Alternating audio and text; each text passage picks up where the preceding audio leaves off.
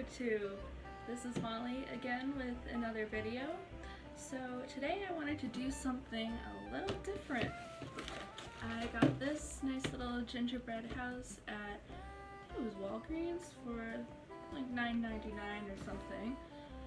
So yeah, just wanted to make this and sort of catch up with you all, you know.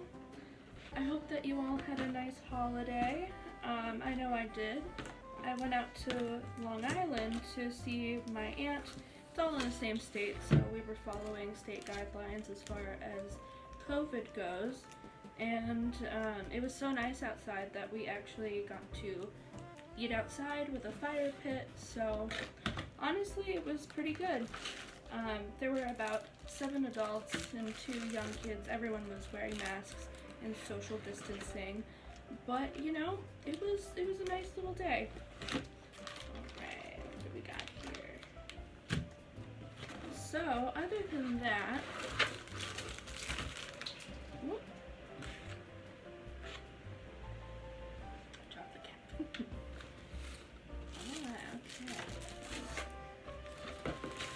And then we got these. Yeah, this is cute. You know, I was at Whole Foods the other day, and they had like a ready-made gingerbread house just without the decorations. It was like, I don't know, like $16, and then they were selling the decorations separately, and it was like another $8. Like, it's so freaking expensive there. I mean, I don't know why anyone would pay that much, unless if you intend to actually eat the gingerbread house, then by all means, but I'm not gonna judge, but I'm also gonna judge, so anyway. Actually smells good. Actually love gingerbread. Oh! Loves candle. Alright, we got some recon to do. So, I'm gonna leave that there. I think I'm gonna need scissors. I actually had to move my desk because it's normally over there in front of the mirror. It's kind of like a vanity situation. But the lighting is not very good. So the lighting is much better in front of my window here. And obviously, I keep a lot of stuff on my desk, so can't really, you know, do much of anything, especially with a gingerbread house, you know, with a bunch of stuff on it. So that is why we are here. And I apologize, my room is not necessarily the neatest room in the world, but also not very much of a neat freak, so deal with it. But other than that, yeah. Alright. So anywho, well, over Thanksgiving, I finally got around to binging Tiger King. Holy hell, mother of God. I had no idea what to expect with that show. Like, holy crap. I was speechless. I was speechless. I think it was Secretary of Shade. They have a really nice YouTube channel. They did a whole review of Tiger King, and they were saying, you know, you could get the best writers ever together in a room, and none of them would ever come up with this idea, and I would have to agree with that 100%. No one would ever have imagined or been able to make that shit up. So, as far as I'm concerned, but yeah, that was the trip. I mean, all of the zookeepers, wow, terrible people. Just point blank, terrible people. I mean, wow. And this might be a slightly unpopular opinion, but okay, with Carol, I have mixed feelings about her. You know, I feel like she probably was somehow involved in the murder of her husband. happened. But on the other hand, I do have to say at least she was trying to do something good, you know, for the big cats that are held in captivity in America, like by trying to pass that Big Cat Act. So at least she was trying to do something somewhat good. You know, especially considering there are more tigers held in captivity in the US than there are in the wild. I think it's about 5,000 to 10,000 tigers held in captivity in the US at the moment, and there's like 3,900 tigers left in the wild. Like that's insane. That is insane. And then, I mean, I thought the supporting staff of, each place was great. You know, they seemed really nice, like really great people. They were at least just trying to take care of the animals and doing their job, basically. But it really did break my heart when one of them, I think they asked something like, who gets treated better, the workers or the animals, or, no, it was, who would you rather be, the workers or the animals? And a lot of the workers said they'd rather be the animals, which, I don't know, it's just kind of sad to me, you know? Especially since it sounds like they were very overworked and super long days. Like, it sounds like, a lot of labor laws that, like, when I was working at Dunkin' Donuts, you couldn't work, like, more than a certain amount in a single day. Like, I think it was, like, if you worked more than 10 hours or something like that in a day, then you're required to get, like, overtime. But then again, a lot of these places were not, minimum wage, like, regulated or anything. A lot of them said it was anywhere from $100 a week to $150 a week, and they're doing, like, 12-hour days, So, I really don't know, but, I don't know. But I guess when you're also, it's kind of hard to feel bad for them, because at the same time, it's like, they're choosing to be there, unlike the animals, where they don't really have a choice to be there in the first place. So, yeah. But on the other hand, too, a lot of the documentary touched on, like, like a cult type of situation where, they're free to go at any time, but they often, a lot of the times, the workers didn't feel like they could. Like, especially at, Joe Exotic's zoo, he was hiring a lot of people who were, maybe ex-convicts, or people who were just kind of, floaters, or, in life, or maybe they just, they're just there to be there, essentially, which is totally fine, that's their choice, that's their life, if they, if they want to do that, at least it gives them something. I guess we all need something in life, and for them, that was it. So, is that, I don't know how well this thing's gonna stay on. Well, we'll see. But, Joe Exotic, despite all of his terribleness and just, I don't even know, he is a character. Like, he is the main character. Like on, what is it, TikTok, where they're like, oh yeah, that person's the main character. He is the main character. Like, if this were an indie comedy film, then he would be the one with the pink house and the bedroom with, like, the slanting, like, wall in the eaves. Like, he would be that person. But I guess they're making a biopic about it, which, honestly, I'm not surprised. I kind of expected it while watching it, but I'm really excited. I saw on Reddit the other day, someone was like, John Travolta has to play Doc Antle. I mean, I'll share it below, or a picture or whatever, somewhere of it, but wow.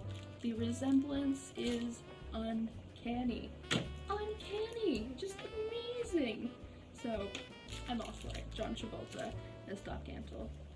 And, I don't care what people say, but I actually love John Travolta. Any movie he's in, it just makes it 10 times better. Even if the movie itself is not very good, like Urban Cowboy, he still makes it better. He still makes it better. I mean, Face Off is one of my all-time favorite movies. If you have not seen it, holy moly, oh my my god. Nicolas Cage, John Travolta just like facing off. It's so fun. Anywho. So, there's that. But yeah, that's what I did for my, I guess, Thanksgiving break. So, in other news, I am planning a lot of cool videos coming up. We have the Ultimate Books Tour throughout the entire city. So I am almost done with filming Lower Manhattan and starting to plan out my route for Upper Manhattan. Oh, and I also have most of Midtown filmed. So that will be coming out, and then Brooklyn is going to be a whole beast of its own. So that's going to take, okay. Maybe if I get the other one up, yeah. So, expect to see those coming out. I'm also planning like a Christmas, like in New York, you know, like the spots that you should see the most, like, you know, of course the tree, the department stores like Macy's and Bergdorf's and Bloomingdale's. They do their annual Christmas displays. So expect to see that, and then I'm going to do some other cool places too that you may not have ever heard of or ever suspected that I'm also quite surprised with. So that will be a fun little treat for you all. But what else do I have planned for you all? Oh, you know what? I was thinking of starting like a series called Found on the Streets of New York, since, I don't know, since a lot of people are leaving the city. You can find, you know, full-on mattresses, nice little chairs, tables, bookcases, you know, you name it, you know, just nice pieces of furniture on the streets that people are just giving up. Now, granted, there is always a risk of, you know, there being bed bugs or cockroaches with it, so, you know, take at your own risk, but still, it's like it's prime opportunity for that. So if you happen to be moving here, you know, it's a good thing to know, or if you already live here, well, then you might just be able to find yourself a brand new chair, well, at least brand new to you. But in other news, though, I'm actually going to be taking a salsa course starting next month, and it ends in mid-February. So that is going to certify me as an ESL teacher, and I just got off the phone with somebody today about it over there, and they were saying that, you know, they do have like a little job fair afterwards for us to find a position, and if there's a particular country we're interested in going to one day, then they also have connections over there. Of course, a lot of things are online right now, so the likelihood that I could work remote is extremely high.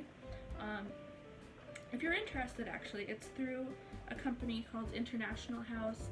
They are affiliate, well, they have like locations across, I believe it's like 53 countries in total throughout the world, and the prices differ depending on where you're doing it. So I am doing it through their Mexico City location, and it's about $1,300, which I know some people are like, oh, $1,300 though. Yeah, I know, but it never expires, and, you know, I'm looking at it as an investment in, you know, my future,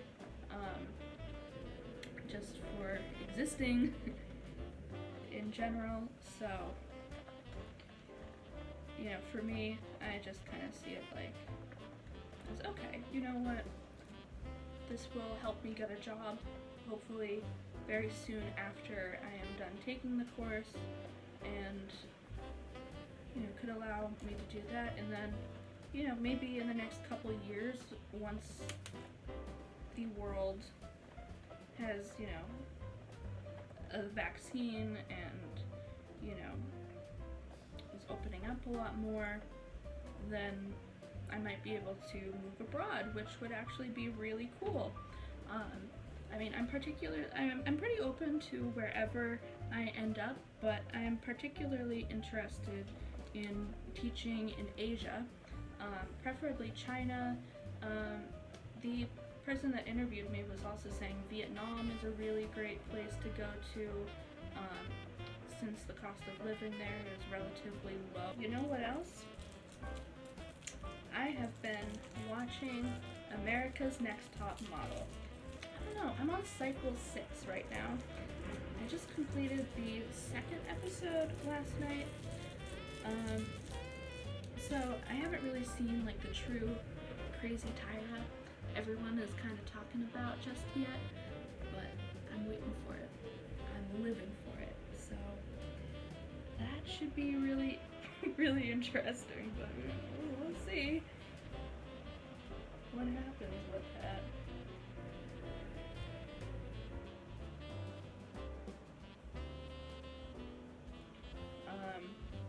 But yes, Miss J is by far the best judge. And let's be real, the best judge of them all. I didn't really like Janice Dickinson that much. I don't know, like, it was okay when she was sometimes make a comment and her delivery was sometimes funny, but I don't know, sometimes I found her to be a little bit too crass and rude at times. I know that might just be her personality, but even still, it just is like, it's a little unnecessary. Or when Tyra called her out with, I think it was Takara or something, like she was really gung-ho about Takara, and then later on, Janice was like, well, you know what, we shouldn't have these women in fashion or something, and man, Tyra just like called her out for it. It's like, So, I don't know. But I know, well, from looking it up, I guess she's had a lot of alcoholism problems, so, I don't want to be too harsh on her since, obviously that's, and it actually makes some sense in some ways for some of the comments she has made in the past on the show. Yeah. Okay. I'm trying to figure out what design we should do.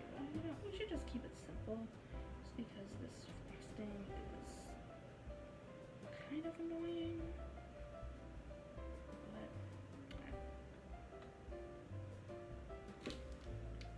Okay. But in any case, overall, I agree with most of the winners. I don't know, I was kind of hoping in the cycle too that Mercedes would win, just because I liked her personality a lot better than Yolana's. But Yolana's beautiful, and obviously, I think they were both definitely deserving. Yeah. Although cycle 5 though, I was actually a little bit disappointed that it was Nicole who won? Yeah, it was Nicole, and over Nick. Because I don't know, I just thought Nick was like stunning and like obviously like very gorgeous. But when I was like on Reddit reading about the season or the cycle afterwards, a lot of people said, oh, that was the look of the time. And honestly, thinking about it, like 2005, mid-2000s, yeah, I would say Nicole definitely fit the bill for, the popular look, I guess you could say, of that era. But I did like Adrienne as the first cycle 1 winner. I mean, she was great. She was hysterical. And cycle 3, oh, that was Eva the Diva. I know people like gave Eva a lot of crap that cycle, just for her attitude and their diva-ness, but I don't know. You know, if you think about it, these girls are so young when they do this. You know, I didn't really realize, like, you know, a lot of them are just teenagers, or well, barely teenagers, you know. So it just always amazes me to think about it, you know. So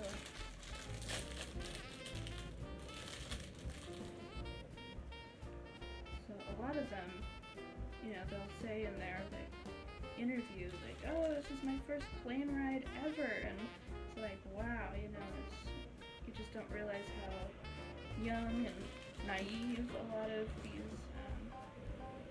the contestants really are.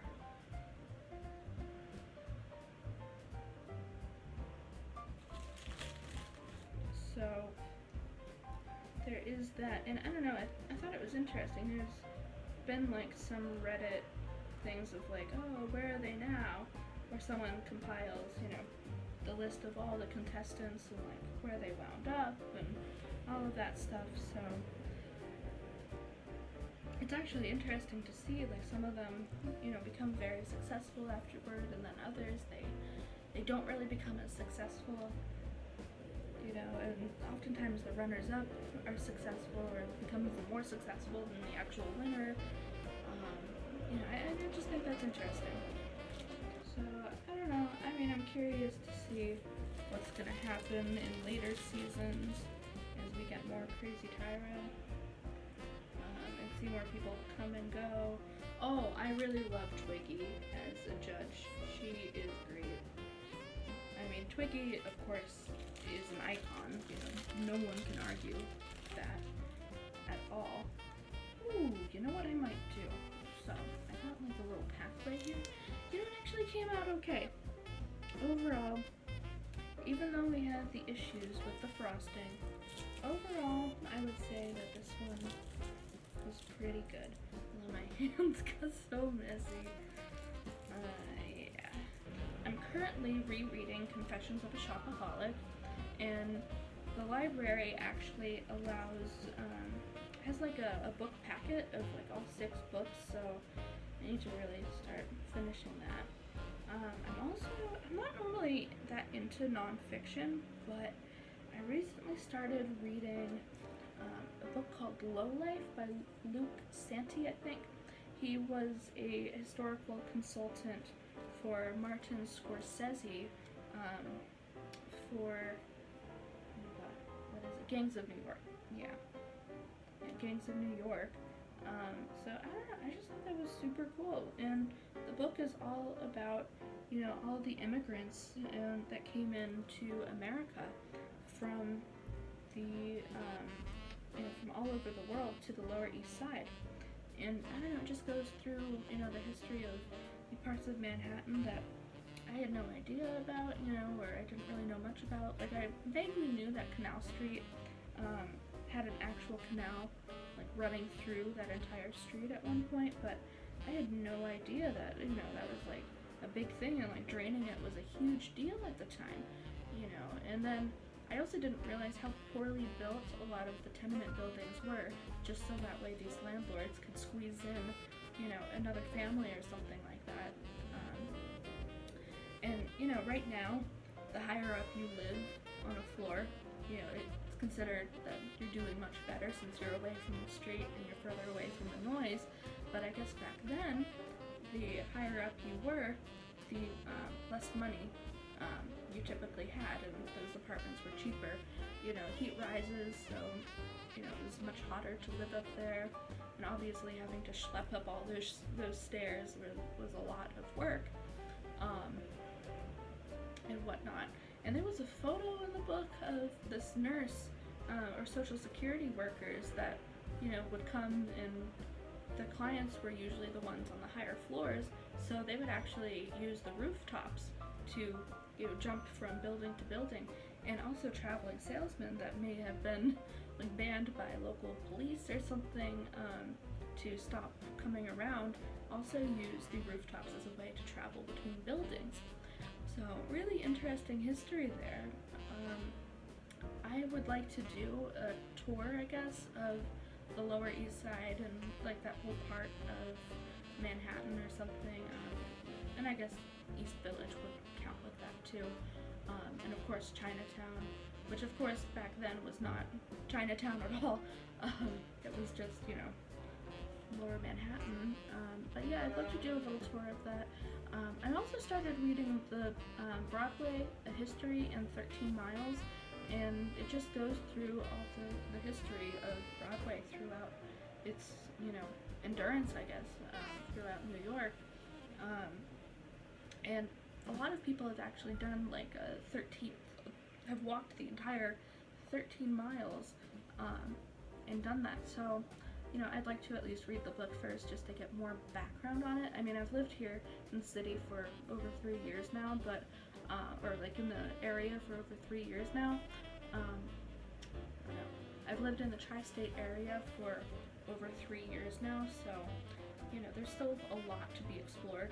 You know, it's like what people say about Rome. You could spend a lifetime in it and, you know, not seen everything, which I would say is very true. I would say is very, very true.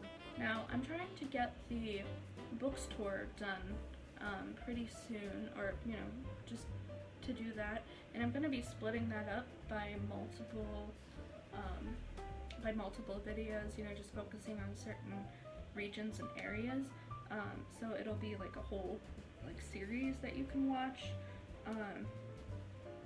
So I'm expecting that to come out with those while I'm taking the CELTA course, so that way, you know, I have some videos lined up for you all, and to do that, I am planning a little jaunt to Greenpoint, which I'm very excited about because her cookies, those are delicious and amazing, and Polish food is just, well, at least some of it is.